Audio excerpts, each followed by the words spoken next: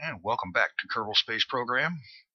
It's been a long night and a long day, and I've been busy in several ways.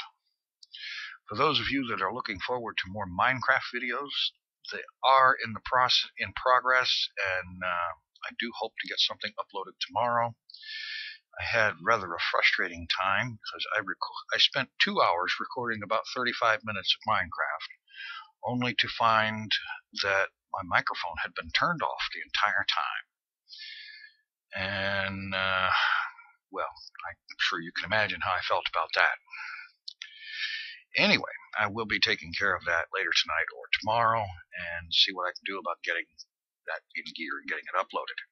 In the meantime, I discovered something. I was looking around on the Kerbal Space Program forums, and I found out about a fuel consumption bug in 0.16 that causes fuel consumption to be a very small fraction of what it should be when you're operating at low throttle settings. And so I decided to, just for grins, replicate the experiment that they talked about in the ship, in the thread.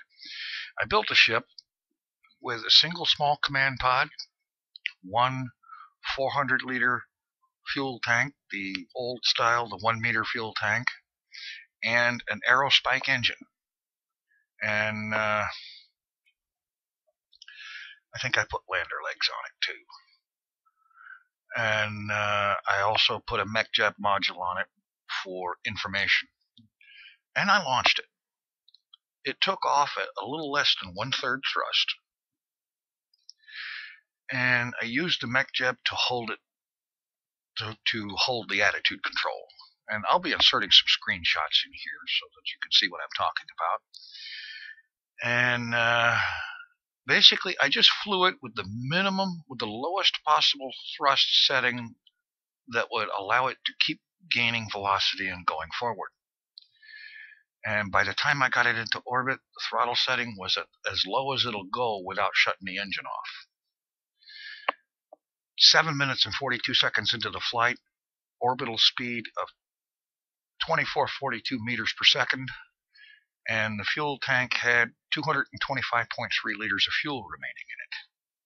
At 26 minutes into the flight, orbital speed was 2307 meters per second, 2306, something like that, and the tank had 221.6 liters of fuel remaining. It was also 16 hours, according to the map view, 16 hours, 3 minutes, 48 seconds from Kerbin escape. Actually escaping Kerbin's gravity well. And now, jumping ahead, at 2 hours and 56 minutes into the flight, there was 173.5 liters of fuel remaining. Now remember, I had this thing thrusting, albeit at the minimum possible throttle setting. It was thrusting the whole time on a single 400-liter tank. It was moving at 16.6 kilometers per second, 173.5 liters of fuel remaining, and 23 seconds from Kerbin escape. Now, we fast forward a little bit more. I left this running for several hours. The last screenshot I have, yeah, here we are. 2 hours and 57 minutes, which was just a few seconds after the Kerbin escape. 16.673 kilometers per second. The map view then showed sun escape with a time of 68 years, 35 days, and 3 hours. It had achieved escape velocity high enough to actually escape the sun's gravity well. Now, I don't have any more screenshots than that, but I did let that simulation continue to run for another several hours. And the last time I loaded it up and looked in on it, the ship had achieved a velocity of almost 50 kilometers per second before it ran out of fuel, because by that time I had applied the hotfix that corrects this problem. And I will have a link in the description for the forum thread that talks about this bug, and another link to another forum thread that provides an unofficial hotfix that corrects this problem. I figure it's a good idea to apply this fix because this bug has been squashed in 0.17, and if you build ships that rely on this bug, they're not going to have near the performance or capabilities in 0.17, which means you'll end up having to redesign anyway. So it's a good idea to do that. Speaking of redesign, this lander needs a redesign, because right now it just isn't up to the job. I think the first thing I'm going to do is I'm going to change this out. This Met Job module is unnecessary because this one is much smaller and can be mounted on the side of the capsule, and it weighs almost nothing. You know, it's like 1 × 10⁻⁵ power or something like that. So its weight is negligible. It fixes the gap in the ladders on the lander. That part's good. Okay, now let's take these legs off. And as a matter of fact, the ladder has to go.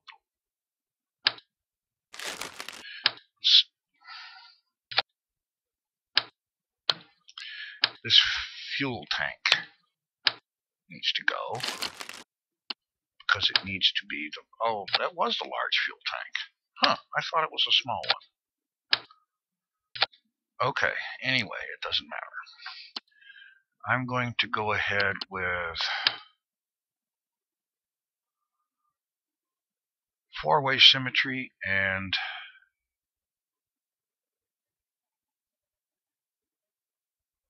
put side tanks on this thing. And on those side tanks, we're going to put more fuel.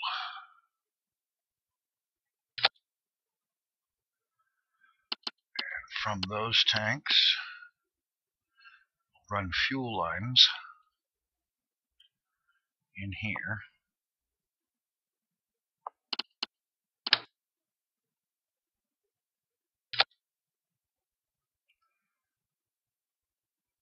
Over to that tank in the middle.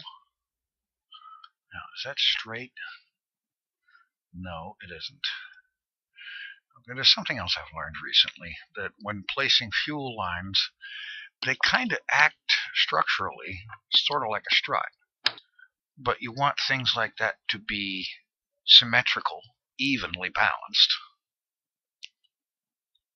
Because if they're not, you end up with a little bit of unwanted torque, which causes the ship to spin. So, that doesn't look right either.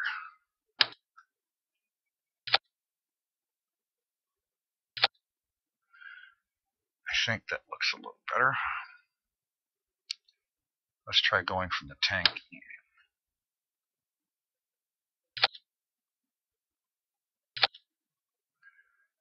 Yeah, better.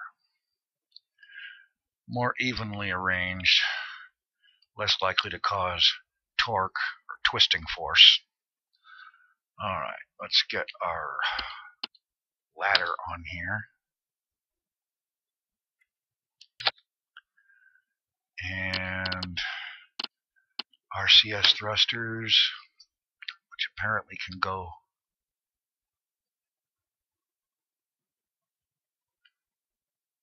like so. And apparently the ladder doesn't get in the way of them. But I'm also going to put another set down here. Oh, there already is one. Alright, I'll put another set next to it. We'll have 2 sets down there. Because that's quite a ways away. and it presents a little bit of a problem. Okay, landing legs. Don't mind me, I will get my head on straight here eventually.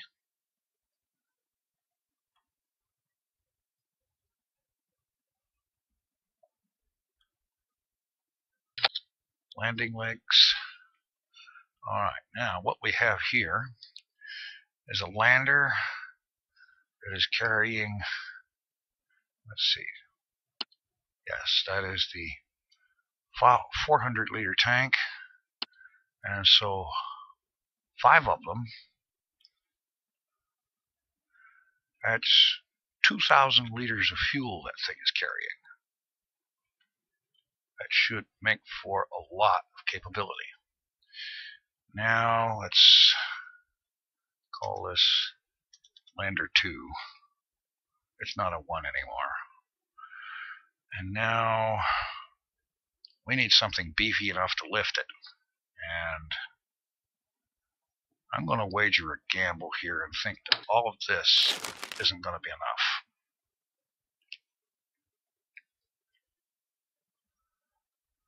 Okay, let's see.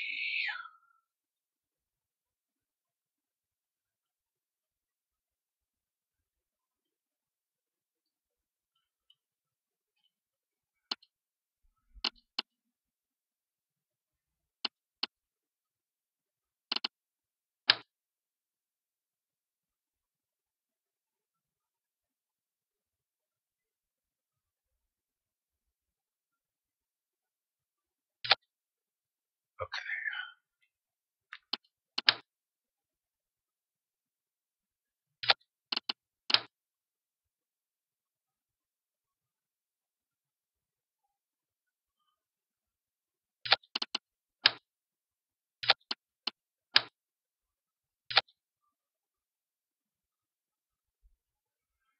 All right.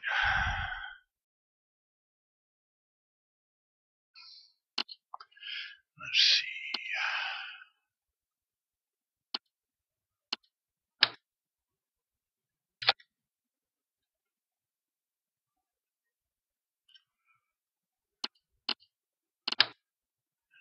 Put a fuel line on here so that these tanks will feed the center tank, and that way when they are jettisoned, the center system, even though it's running at the same time as all the rest of these, will still have full supply of fuel.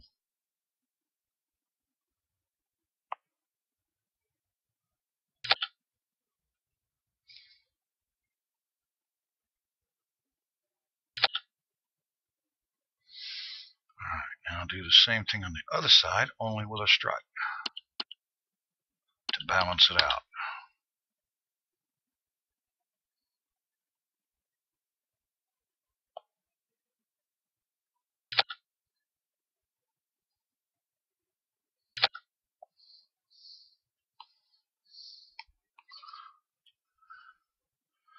Okay, that should be good. Now, these engines are here. That one is there.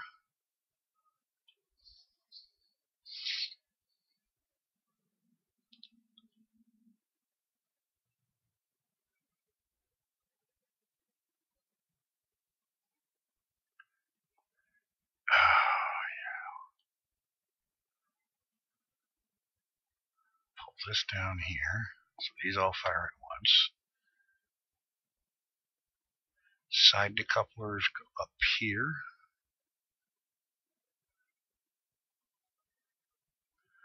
All right.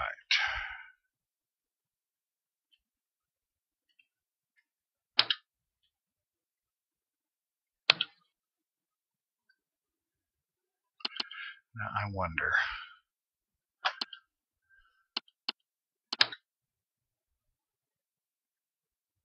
No, that won't go.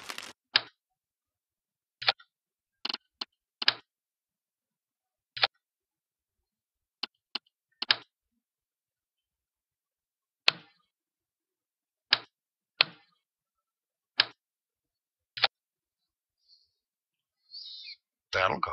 Okay, good. 2 of these. And let's try something a little bit different here. Tri-coupler on the bottom. Instead of that one gargantuous engine, yes, it's got boatloads of thrust and thrust vectoring, but I don't know. Go ahead and use 3 of these instead.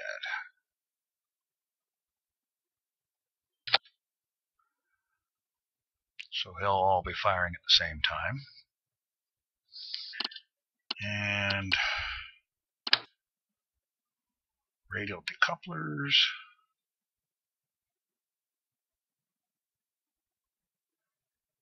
Six-way symmetry.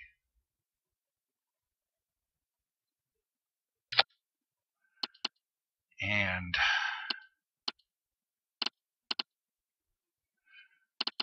large solid boosters.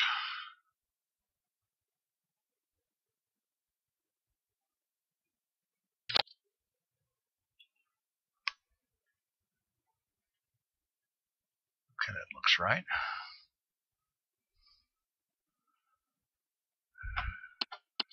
Strut these things down.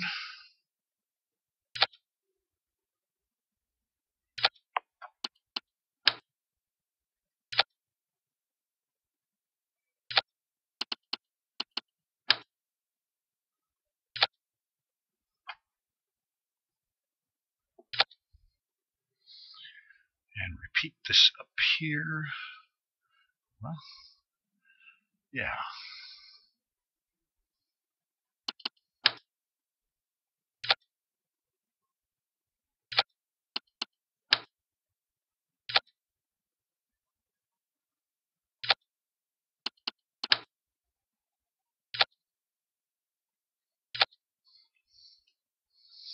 All right. That should hold together nicely. Now for this stage,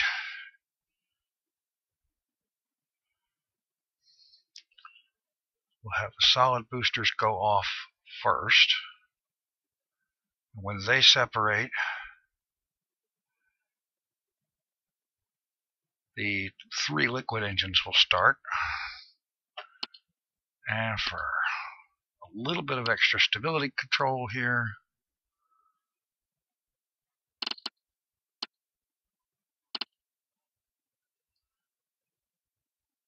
oh, of course, command and control, winglets.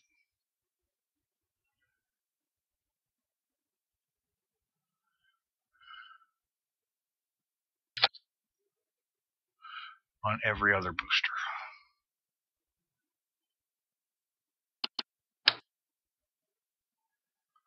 That way there's a little something there for control.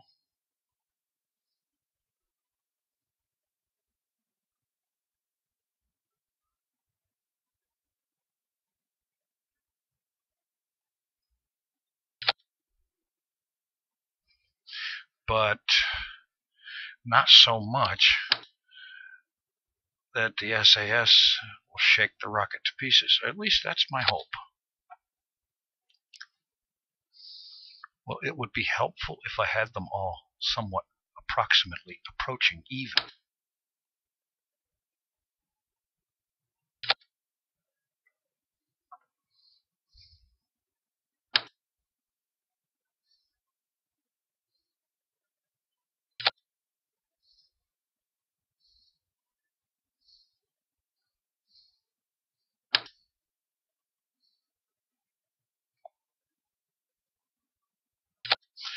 That's better.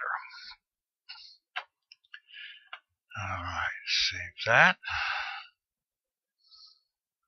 I think we might have something here. I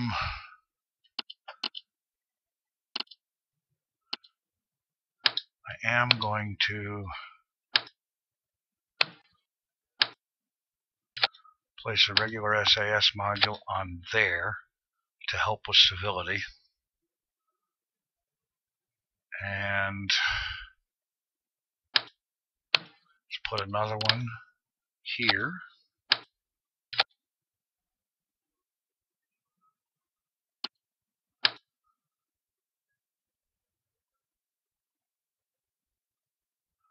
And there.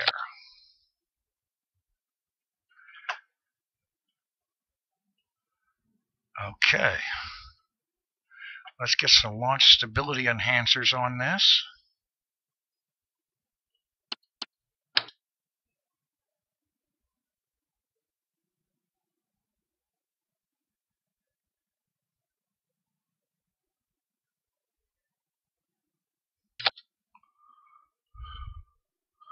Make sure they're not clipping into anything.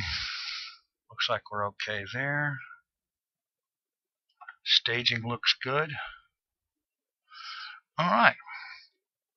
Let's take this thing out to the launch pad and see how it does. Alright. It's tall. It absolutely towers over the pad. Alright, and we have Billy Kerman in the pilot seat for this trip. So, let's do that thing we do and go. Oh, crap. I don't know what was more impressive, the explosion or the fact that Billy Kerman survived it. Okay, we will end that flight. What happened? Structural failure on SAS module and the stack decoupler. Okay. Alright, live and learn. In other words, don't put an SAS module there.